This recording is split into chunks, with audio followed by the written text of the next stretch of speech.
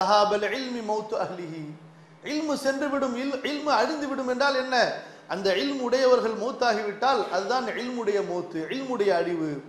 மௌத்துல் ஆலிமி நஜ்முன் துமிஸ். ஒரு நட்சத்திரம் ஒளி இழந்து அதனுடைய இடத்தை விட்டு அது பெயர்க்கப்பட்டு விடுகிறது. எப்படி பெயர்க்கப்பட்டு விடுமோ அது போன்றுதான் ஒரு ஆலிமுடைய மௌத். ஒரு ஆலிமுடைய மௌத்து ஒரு நட்சத்திரம் ஒளி இழந்து விடுவதை போன்றாகும். மௌத்துல் ஆலிமி கஸ்ருன் லா யுஜ்பர். ஒரு ஆலிமுடைய மரணம் நிவர்த்தி செய்யப்பட முடியாத ஒரு குறையாகும். வசுல்மத்துன் லா துசத்து. அடைக்கப்பட முடியாத ஒரு ஓட்டையாகும். எனது பெற்றோரை, எனது தாய் தந்தையை ஆலிம்களுக்கு நான் அர்ப்பணம் செய்கிறேன். எவ்வளவு தங்களது ஆசிரியர்களை அவர்கள் கண்ணியப்படுத்தினார்கள் பாருங்கள். மேலும் சொல்கிறார்கள், கிப்லத்தி இதா லகீத்துஹும். நான் அவர்களை சந்தித்தால் அவர்களை எனது கிப்லாவாக ஆக்கிக் கொள்வேன். வதால்லத்தி இதா லம் அல்கஹும். நான் அவர்களை விட்டு பிரிந்தால், அவர்களை சந்திக்கவில்லை என்றால் நான் தவறிவிட்ட ஒரு பொருளை தேடுவது போன்று அவர்களை தேடுவேன்.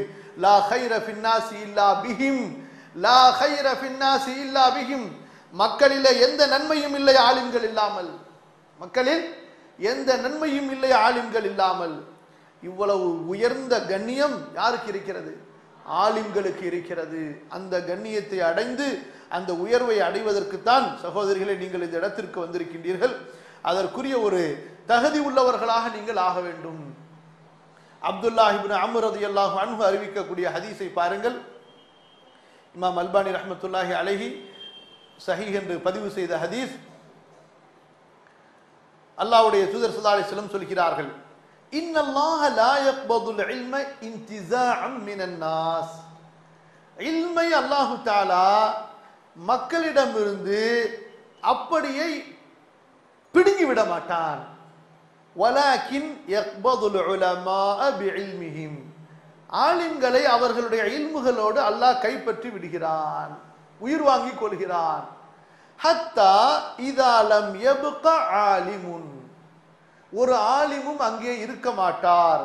இத்தஹதன் நாசு ரூஸன் ஜுஹாலா. மக்கள் முட்டாள்களை, மடையர்களை தலைவர்களாக ஆக்கிக் கொள்வார்கள்.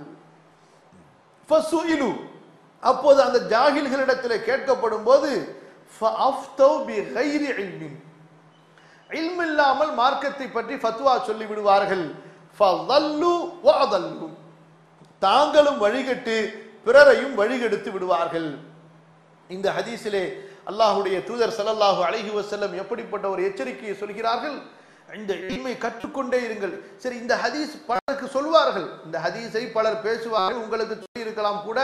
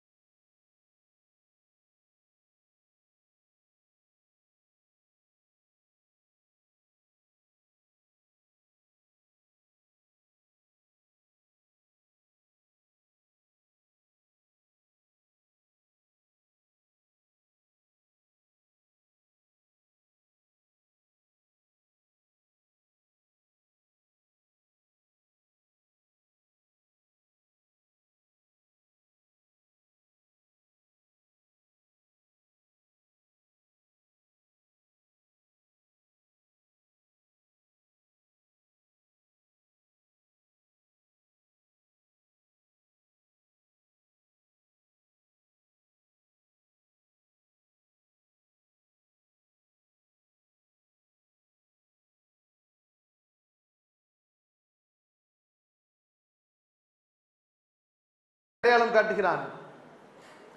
முனாஃபிக்குகள் என்று அடையாளம் காட்டுகிறான். முனாஃபிக்குகள் என்பவர்கள் யார்?